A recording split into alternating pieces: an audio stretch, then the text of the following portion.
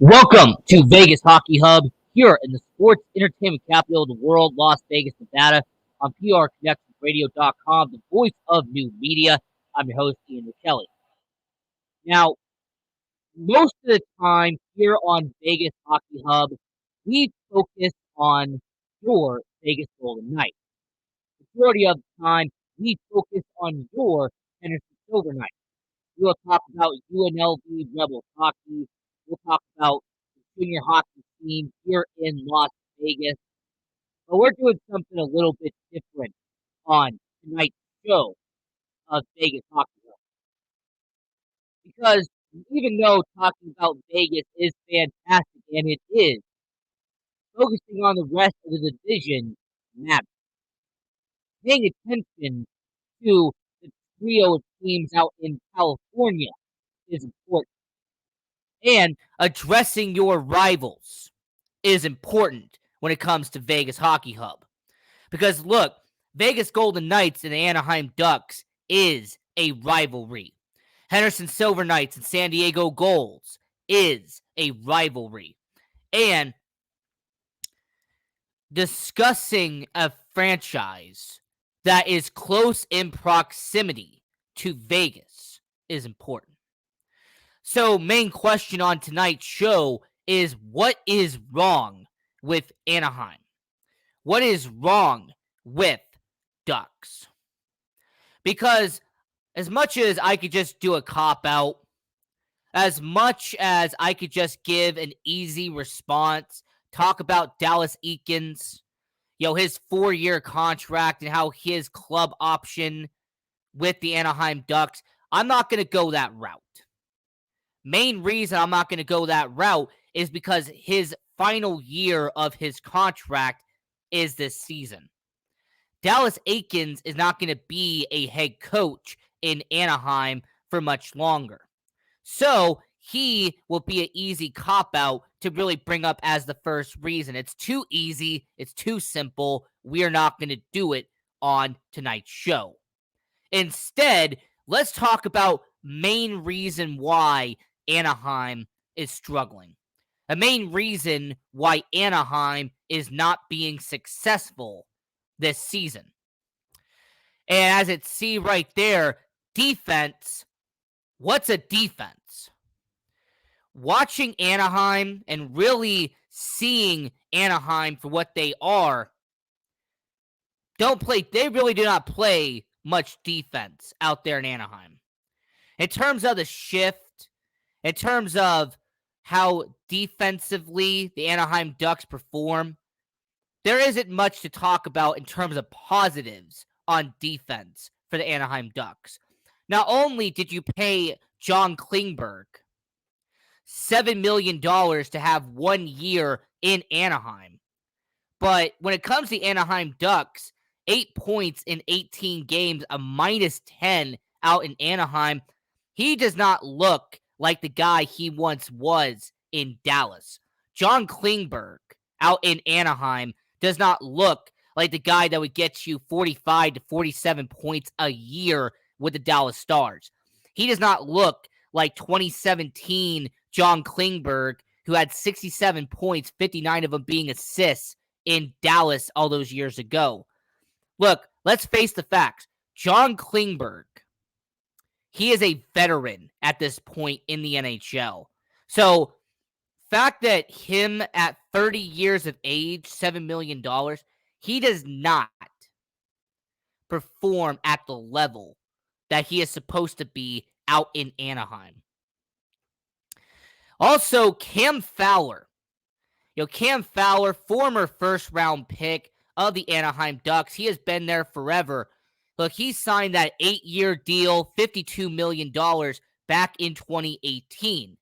The problem is that Cam Fowler at this point in his career is not living up to that contract. Cam Fowler has slowly been progressing every single year, and now he is taking a step behind. This was a guy in Cam Fowler who you knew would get, a low 30s, high 40 points every single year.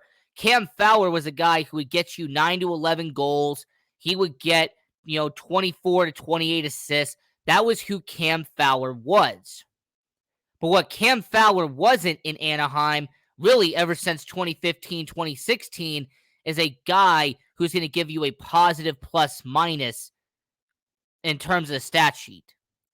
As a matter of fact, Cam Fowler has not had a positive plus minus since 2017, 2018.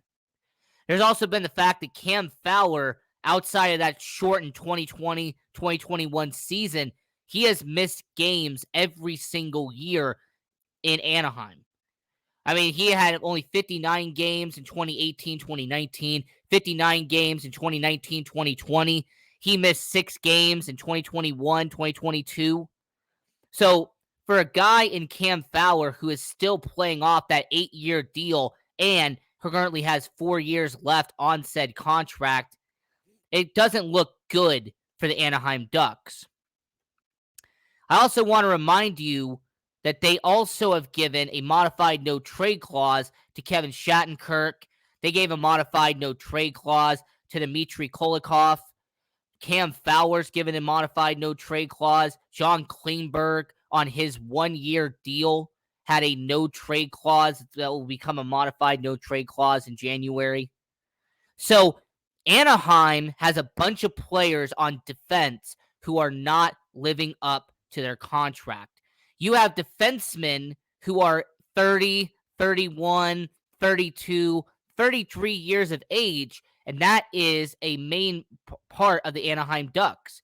As a matter of fact, that's going to lead into my second part, which is you have too many veterans in the lineup. The Anaheim Ducks, unfortunately, have so many guys who are in their 30s already in the NHL that all the young prospects and all the players that they're eventually developing, doesn't matter if it's on the bottom 6 in Anaheim or if you're developing them in San Diego in the AHL, you have too many veterans in the lineup, and it's costing you in Anaheim. Not only did I mention John Klingberg, Cam Fowler, and Kevin Shattenkirk, but you have John Moore as well. John Moore, the 32-year-old defenseman, a guy that you're going to be paying $2.75 million for on his last year of his deal. You have him playing time in the AHL. You're splitting him between the AHL and the NHL at 32 years of age. You also have Derek Grant as well. This is a 32-year-old who you're having on your bottom 6 out in Anaheim. You gave him that 3-year deal at the beginning, but he's only had 2 points in 11 games this year. So when you're mentioning Anaheim, there is plenty of veterans on the roster and plenty of veterans in the lineup that are not living up to contracts. They are not performing at the level that you expect them to be. And 2 veterans that definitely are not living up to it is Jacob Silfverberg and Adam Henrique. Adam Henrique has been part of the Anaheim Ducks for a long time. Adam Henrique has been in Anaheim for 6 seasons. And once again, if he was performing at a 40 to 45 point pace like he normally does in his career, I would be fine with it. If Adam Henrique was performing like he did this past season, getting 42 points in 58 games, it wouldn't be a problem. If he was getting, 18 goals, 19 goals like he normally does, there would be no problem. Okay, I'm not expecting Adam Henrique to have a 50-point season back he did in 2015. I am not expecting Adam Henrique to hit 30 goals at this point in his career in a single season. But what I expect from Adam Henrique is more than 10 points in 17 games this year. What I'm expecting from Adam Henrique is more than 4 assists in 17 games. There's also the same Adam Henrique who, once again, has not started a full 82-game season since 2018. He has missed action in 2020. He missed some action in 2021. So Adam Henrique If he could play a full 82-game season, maybe he'll get to the 40-point mark, but he hasn't shown that this season. And Jacob Silfverberg, man, what is going on with Jacob Silfverberg? This was a guy who was getting 40 to 50 points every single season in Anaheim. He was consistently, back to 2014 all the way until 2019, he was consistently averaging 40 to 50 points a season ever since being traded from Ottawa to Anaheim. These past 3 seasons for Jacob Silfverberg has been a decline every single season. He only had 8 goals and 16 points in the shortened 2020 season. He had 5 goals and 21 points in a 2021 season where he missed 29 games. And now this season, he only has 4 points in the first 18 games of the Anaheim Ducks season. Jacob Silfverberg right now is not even averaging a point every 4 games out there in Anaheim. The reason why this is a big deal is not only do they give him a 12-team no-trade list, but Jacob Silfverberg has 2 years left on his deal that he signed back in 2019. He signed a 5-year deal worth $5.25 million per year. Now, if you're not even an Anaheim Ducks fan, if you're just a hockey fan in general, answer me this. Would you pay a guy $5.25 for 4 points in the first 18 games? Would you? Would you pay a guy that much money? Because I don't know if you would. I don't know if you would pay a guy to average a point every 4 games. He averages a point. Like I said, 4 points in 18 games. Actually, as a matter of fact, that's less than a quarter. That's like 0.24. So Jacob Silfverberg, by the way, he already missed a game this year, by the way. So he's not gonna play all 82 games. He already missed a game. So Jacob Silfverberg is an example of a veteran you have in your lineup that is costing you time out in Anaheim. So Jacob Silfverberg is having a problem. John Klingberg, who I mentioned earlier, has not stepped up as an Anaheim Duck. He's not living up to what he did in Dallas. So all these veterans you have in Anaheim are not contributing. They're not living up to contracts that Murray did out there in Anaheim. Bob Murray, he was a guy that gave all these contracts in 2017, 2018, 2019. They are not being fulfilled out in Anaheim. So that's the second reason why what's going on in Anaheim, what's wrong in Anaheim.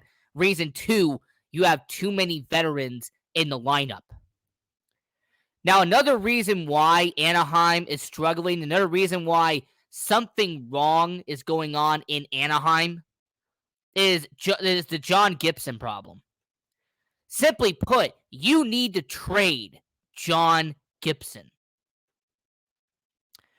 John Gibson has been your starting goalie since you drafted him in the second round in 2011.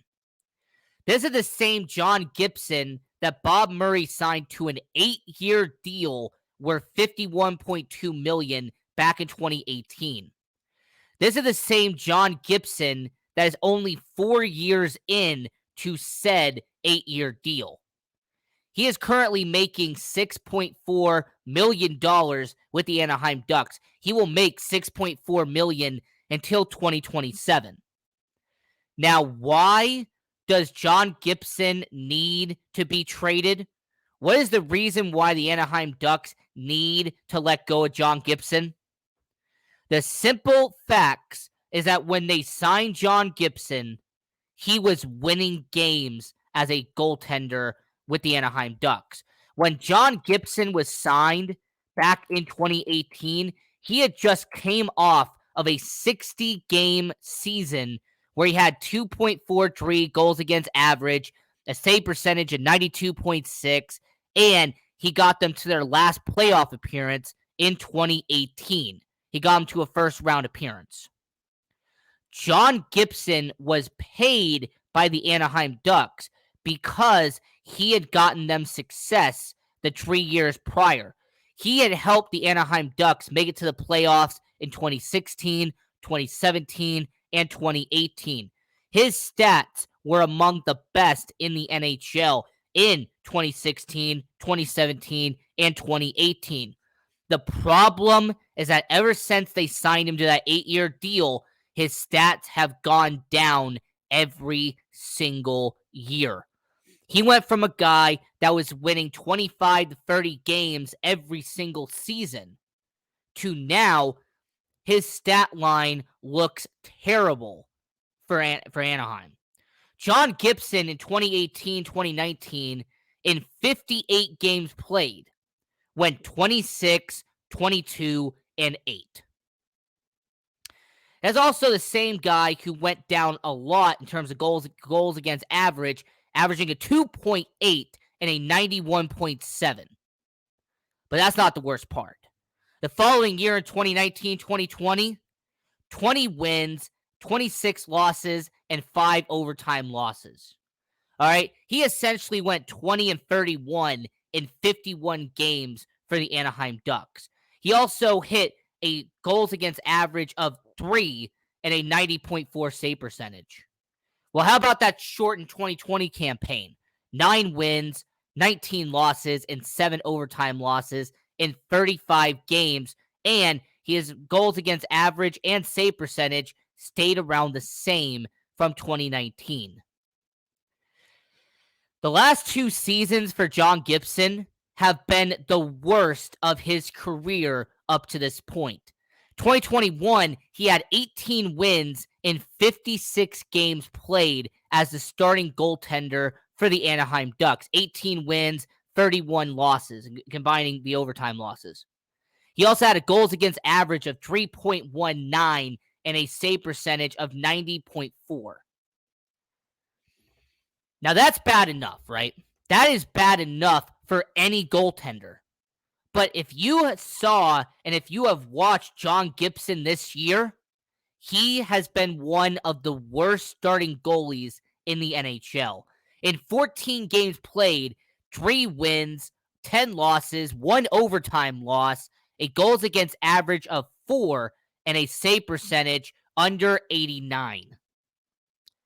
John Gibson, right now, as a NHL goaltender, has among the worst stats among any starting goalie in the entire NHL.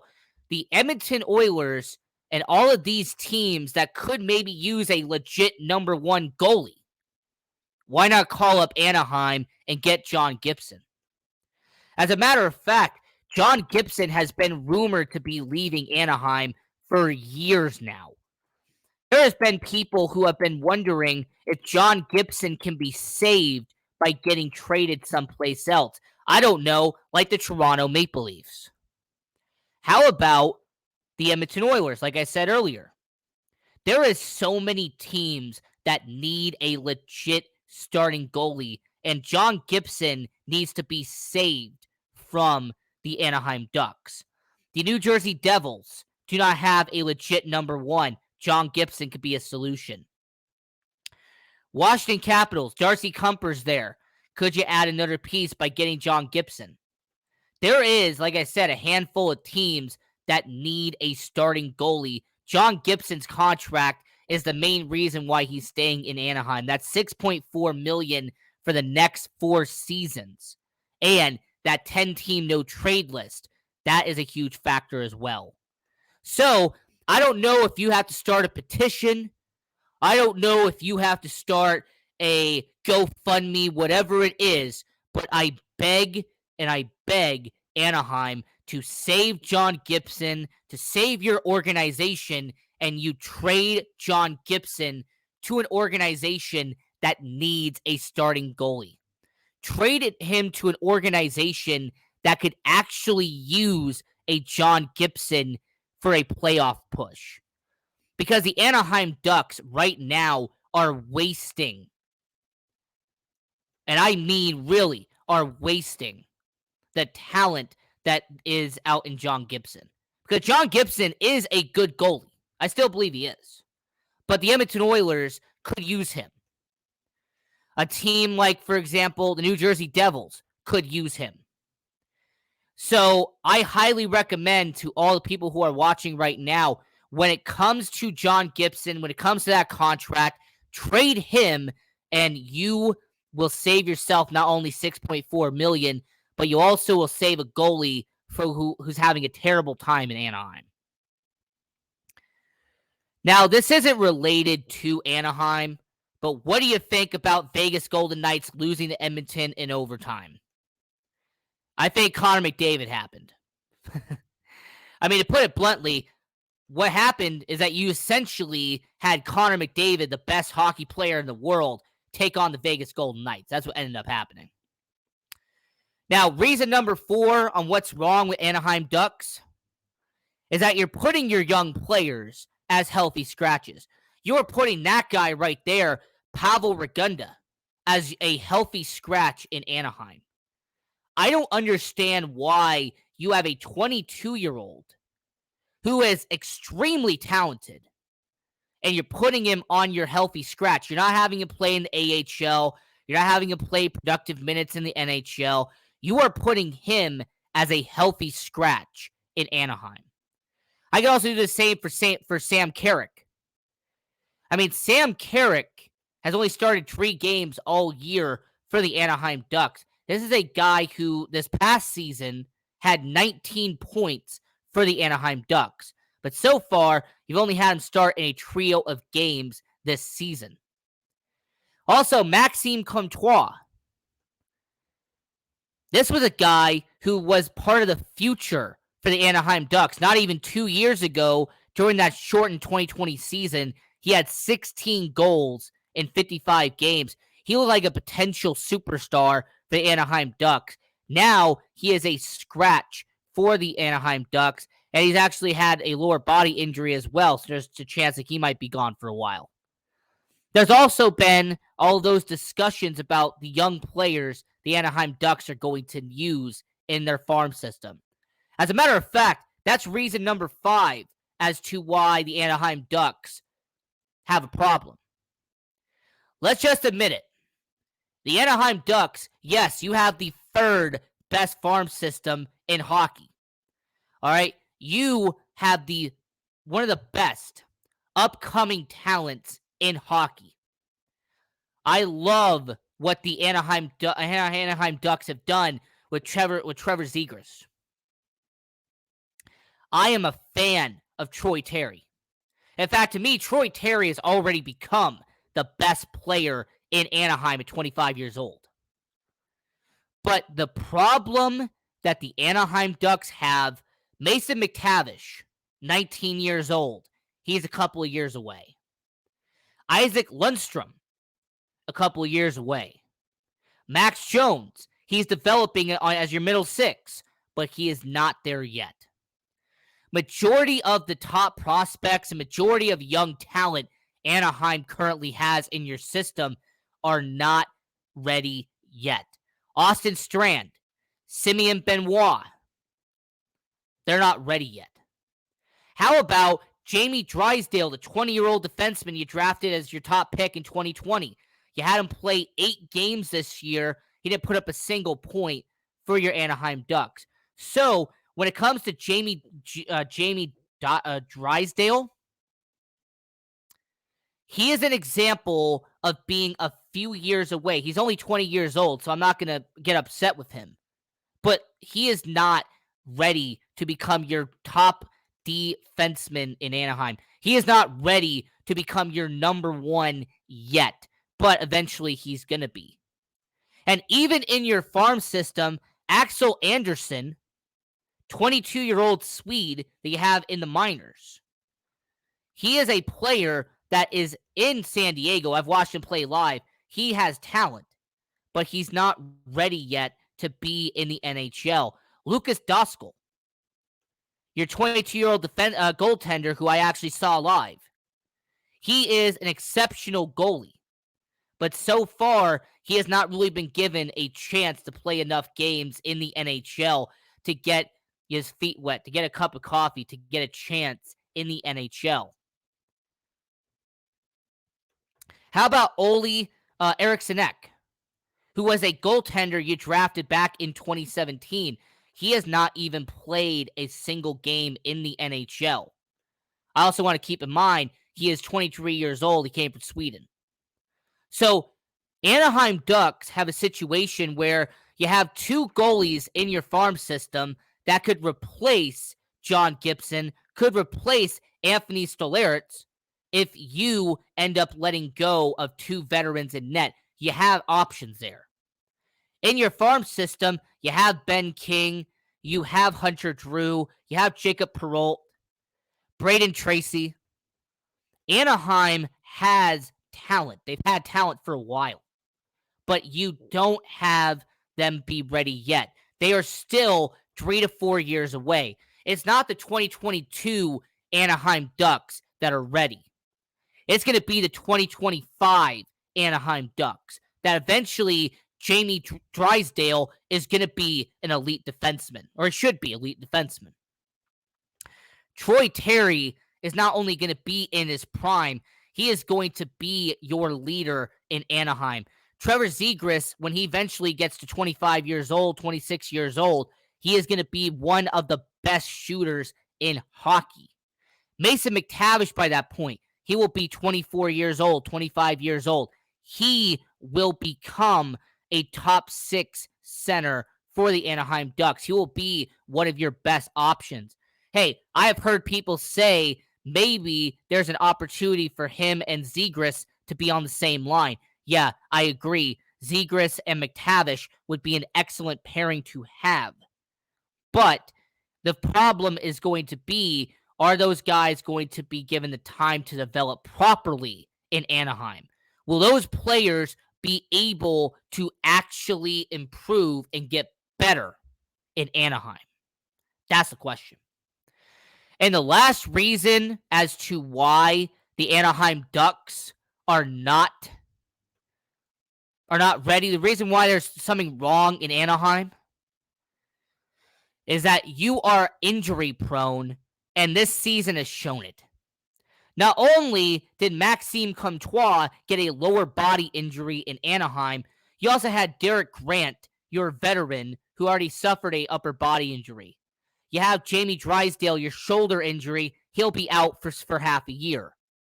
How about John Moore, who had a concussion, and you don't know when he's going to play? There's also been all of those problems that have been developing with your players out there in Anaheim. There have been players who have been injured. They were put on injured reserve, and then they got taken off at some point. How about Jacob Silfverberg and his leg injury?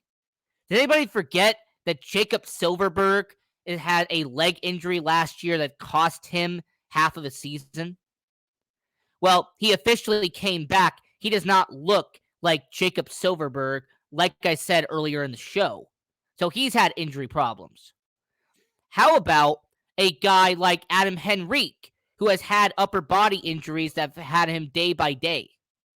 How about a certain player out there in Anaheim who I genuinely believe is a bright part of that future? Because, yeah, Jamie Drysdale, the 19-year-old, 20-year-old out there in Anaheim, when he got that injury that's going to have him out for 6 months, who knows if it's only going to be 6 months? Maybe he'll come back at the end of the year. Maybe he'll actually have to wait and play the beginning of next year. It'll be interesting to see what happens. But simply what's wrong with Anaheim is, one, defense. What's a defense? You really don't play it. Reason two, you have too many veterans in the lineup, and they're costing your young guys. They're not giving them time to develop. 3, you need to trade John Gibson. You are wasting the prime of goaltending for John Gibson. You need to send him someplace else. Reason 4, you're putting your younger players as healthy scratches, and that's doing nothing but costing them time on the ice. It's costing them time to play. Reason 5, your top prospects are 3 to 4 years away. The 2025 Anaheim Ducks look great. The 2022 Anaheim Ducks do not. And reason 6, you are injury prone. So this was an episode of Vegas Hockey Hub. We're going to have an episode about why your Vegas Golden Knights are going to win the Stanley Cup. So stay tuned for that one. Until next time, I'm your host, Ian Rachiele, and continue watching junior hockey. Support hockey. Go Knights, go. Have a good one.